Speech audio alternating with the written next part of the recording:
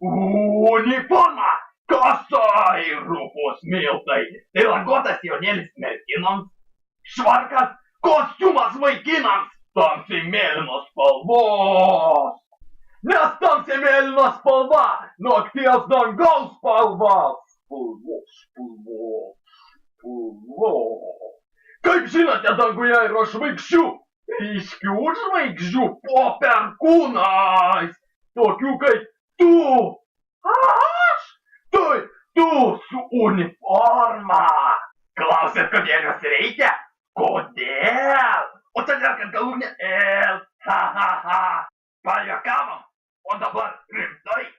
Pirma, uniforma tai vienybės ir lygybės ženklas.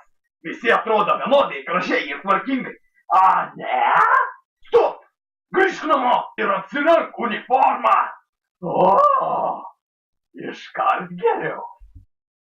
Antra, tau nereikia per daug galvoti, ką apsirengti. Apsirengsiu sijoną. Ne, geriau kelnes.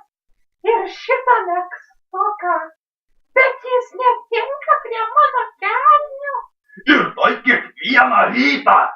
Apsispręsk, gimnaziste. Trečia, būdamas uniformą norint išsiskirti privalai galvot. Gal turi išskirtinę šypseną? Kalba. O gal protą? Ketvirta, su uniforma atrodai žymiai rimčiau nei apsirengus ką nors kitą. Poteris, Haris Poteris po obelių. Gaisrininkai, policininkai, kareiviai ir daugelis kitų. Būk rimtas, apsirenk uniformą.